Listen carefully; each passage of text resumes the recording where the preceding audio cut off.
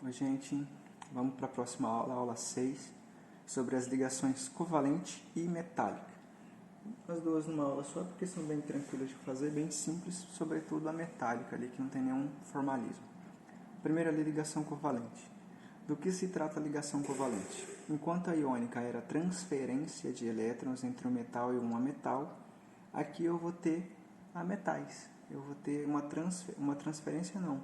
Eu vou ter um compartilhamento de elétrons entre átomos que estão precisando mutuamente de elétrons. Então, eles vão compartilhar entre si, vão emprestar. Ele vai disponibilizar um elétron, mas vai continuar utilizando a sua carga elétrica. Então, eu tenho aqui algum exemplo, só para vocês relembrarem, né? Hidrogênio e cloro. Só para lembrar, o que eu preciso saber disso? Eu preciso saber qual é a quantidade de elétrons na camada de valência de cada um. Então, para lembrar, o hidrogênio tem número atômico 1. Quando eu aplico a distribuição eletrônica, eu vou S1, certo? 1S1. O cloro tem número atômico 17, então ele vai de 1S1, 2S2, 2P6, 3S2, 3P5. Então, qual é a camada de valência dele? A maior, o número maior à frente. Então, primeira camada, segunda, terceira camada de valência. Então, tem 7 elétrons. Então, usualmente a gente representa dessa forma aqui, ó. Tem um elétron na camada de valência, um pontinho.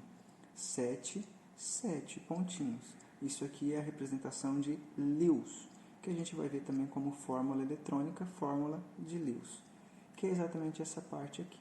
Então, o que vai acontecer entre os dois? Eles vão interagir, vão formar o ácido clorídrico lá no final, né? Então, de que maneira? O hidrogênio tem seu elétron e dele não abre mão. O cloro tem os seus 7 elétrons e deles também não abre mão. Só que ele precisa de mais um para a teoria de octeto ser validada e ele ter 8.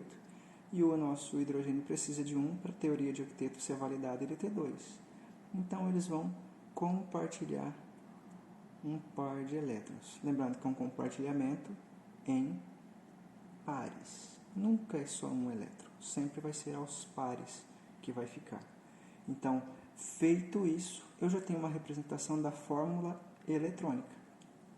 E perceba como a gente já passou por química orgânica, né? Não que sejam compostos orgânicos, aqui é uma química inorgânica, mas só para lembrar, isso daqui pode ser substituído por um traço, que representa uma ligação simples, então é a nossa fórmula estrutural, H-Cl, ou seja, uma ligação simples entre o cloro e o hidrogênio, percebendo que em cada ponta há um compartilhamento de elétron. Então, quando eu vejo uma ligação simples, automaticamente eu sei que tem um par de elétrons sendo compartilhado, ou seja, 2 elétrons.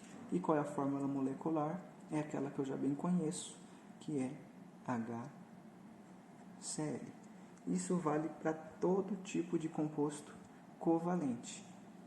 Tem uma fórmula eletrônica, ou seja, dos elétrons distribuídos nas camadas de valência de cada átomo envolvido, a fórmula estrutural, que é representar a ligação, e a nossa fórmula molecular, como a gente já bem conhece. Então, para as moléculas, só para concluir o raciocínio e completar, veja, o hidrogênio se estabiliza com 2 elétrons, ele fica estável com 2 elétrons, e o cloro com 8. Só que o hidrogênio possui, coloquei no plural, não liga não, que não quis rasurar. Ele só possui 1 elétron, o nosso hidrogênio. O cloro possui 7. Isso quer dizer então que o hidrogênio precisa de mais um elétron e o cloro também precisa de mais um elétron. Logo, eles precisam compartilhar um par de elétrons, que vai dar 2 elétrons. Certo? Isso vale para todo tipo de ligação covalente. Quais são as suas propriedades?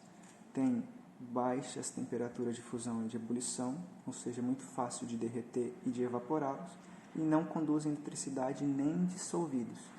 Um exemplo de uma ligação covalente que resulta num produto do dia a dia: açúcar.